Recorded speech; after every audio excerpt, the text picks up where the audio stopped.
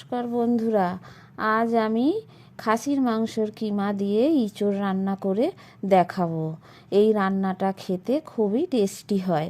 বন্ধুরা, অবশ্যই আপনারা এই রেসিপিটা করে খেয়ে দেখবেন। খাসির মাংস ফেলে রেখে এই রান্নাটা খেতে ইচ্ছা হবে যদি এইটা পাশে থাকে। ইঁচড় দিয়ে কিমা রান্না করার জন্য আমি বাজার থেকে একটা দেশি ইঁচড় কিনে নিয়ে এসেছি। এবার এই ইঁচড়টাকে কেটে নেব। আর 200 গ্রাম কিমা নিয়ে নিয়েছি। ইঁচড় কেটে নিয়েছি, কেটে জলে দিয়ে রেখে দিয়েছি। এই দেখুন, ইঁচড়গুলো বড় বড় করে আমি কেটে নিয়েছি। আর ইঁচড়গুলোকে সেদ্ধ করে নিতে হবে। আর বড় বড় মাংসের ঝোলের মতো আলু কেটে নিয়েছি। মশলা, পেঁয়াজ কুচি করে নিয়েছি, রসুন, টমেটো আর আদা নিয়েছি। আর বেশ কটা পাকা লঙ্কা নিয়েছি শুকনো, আর জিরে গোটা আর ধনে নিয়েছি। জিরে, আদা আর লঙ্কা আর ধনে আমি মিক্সিতে পেস্ট করে নেব। মিক্সির বাটির মধ্যে দিয়ে দিয়েছি, দিয়ে একটু জল দিয়ে দিয়েছি, দিয়ে পেস্ট করে নিতে হবে। এদিকে আমি কড়াইয়ে জল গরম করতে বসিয়ে দিয়েছিলাম। জল গরম হয়ে গেছে। এবার আমি কেটে রাখা ইঁচড় দিয়ে দিচ্ছি, দিয়ে লবণ দিয়ে দিলাম, দিয়ে ইঁচড়টাকে ভালো করে সেদ্ধ করে নেব। আর হলুদ দিয়ে দিয়েছি, দিয়ে খুব ভালো করে খুন্তি করে মিশিয়ে নিচ্ছি জলের সাথে।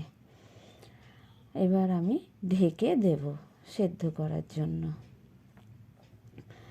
এঁচড় সেদ্ধ হয়ে গেছে, ঢাকা খুলে নিয়েছি। ভালো করে খুন্তি দিয়ে নেড়ে চেড়ে নিচ্ছি। এইবার দেখে নিচ্ছি এঁচড়টা ভালোভাবে সেদ্ধ হয়েছে কি না। হ্যাঁ, এঁচড় সেদ্ধ হয়ে গেছে। এঁচড় নামিয়ে নিয়েছি। কড়াইয়ের মধ্যে বেশ খানিকটা সরিষার তেল দিয়ে দিলাম। এই রান্নাটা পুরোটাই সরিষার তেলে করব। সরিষার তেল দিয়ে দিয়েছি। তেল ভালো করে গরম হয়ে গেছে। এবার আমি দিয়ে দিয়েছি কেটে রাখা আলুটা, দিয়ে লবণ দিয়ে দিলাম, দিয়ে দিলাম হলুদ, দিয়ে আলু খুব ভালো করে আমি ভেজে নেব। খুন্তি দিয়ে খুব ভালো করে আমি নেড়ে চেড়ে নিচ্ছি। নিয়ে আমি একটু ঢেকে দিলাম, যাতে তাড়াতাড়ি ভাজা হয়ে যায় আর কিছুটা সেদ্ধও হয়ে যায়। ঢাকা খুলে নিয়েছি। আলু ভাজা হয়ে গেছে, খুব ভালোভাবেই ভাজা হয়ে গেছে, লাল লাল করেই দেখুন। এবার আমি আলুটা নামিয়ে নেব। আলু নামিয়ে নিয়েছি। এবার কড়াইয়ে ওই তেলের মধ্যে ফোড়নে দিয়ে দিলাম তেজপাতা আর গোটা জিরে, দিয়ে দিলাম কুচনো পেঁয়াজটা। কুচি করা পেঁয়াজটা খুব ভালো করে আমি খুন্তি দিয়ে নেড়ে চেড়ে ভেজে নিচ্ছি। পেঁয়াজটা যখন একটু হালকা বাদামি রঙের হয়ে আসবে, তখন আমি দিয়ে দেব থেতো করা রসুনটা। রসুনটা আমি পুরো মিহি করে বাটিনি, আমি হালকা করে থেতো করে নিয়েছিলাম শিলে। রসুন দিয়ে দিয়েছি, দিয়ে রসুনটাও খুব ভালো করে আমি ভেজে নিচ্ছি পেঁয়াজের সাথে। এবার আমি দিয়ে দিলাম পেস্ট করা মশলা, আর দিয়ে দিলাম 1 চামচ কাশ্মীরি লঙ্কা আর একটু মিট মশলা, আর দিয়ে দিচ্ছি হলুদ। দিয়ে খুব ভালো করে মশলাটা আমি কষাতে থাকবো। মশলা ভালো করে না কষালে তরকারি রান্না ভালো হবে না। কষাতে কষাতে দিয়ে দিয়েছি কেটে রাখা টমেটো। টমেটোটাও মশলার সাথে খুব ভালো করে কষিয়ে নেব। একটু নেড়ে চেড়ে নিয়ে দিয়ে দিলাম একটু লবণ, যাতে টমেটোটা খুব তাড়াতাড়ি গলে যায়। মশলাটা আমি এইভাবে কষাতে থাকবো। মশলা দিয়ে তেল ছেড়ে না আসা পর্যন্ত মশলা কষাতে থাকবো। সামান্য একটু মশলার জল দিয়ে দিলাম, যাতে মশলাটা পুড়ে না যায়, কড়ায় লেগে না যায়। এবার আমি মশলাটা আবারও কষাতে থাকবো। বেশ কিছুক্ষণ ধরে মশলাটা আমি কষাতে থাকবো, যতক্ষণ না মশলা দিয়ে তেল ছেড়ে আসে। মশলা কষানো হয়ে গেছে। এবার আমি দিয়ে দিলাম কিমা। কিমাটা দিয়ে মশলার সাথে ভালো করে কষিয়ে নেব। ভালো করে নেড়ে চেড়ে নিয়ে দিয়ে দিয়েছি একটু লবণ, দিয়ে আবারও ভালো করে আমি মশলার সাথে একটু নেড়ে চেড়ে নিয়ে দিয়ে দিয়েছি সামান্য একটু জল, যাতে তলায় লেগে না যায় কড়াইয়ের। একটু ঢেকে দিয়েছিলাম।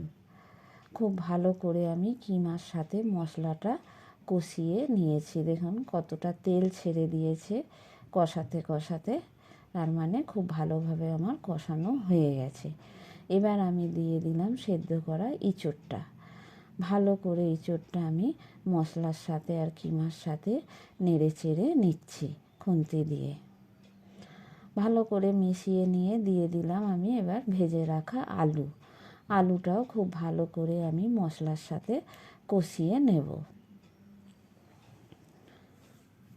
খুন্তি দিয়ে খুব ভালো করে কষিয়ে নিয়েছি। এবার আমি দিয়ে দেব পরিমাণ মতো জল।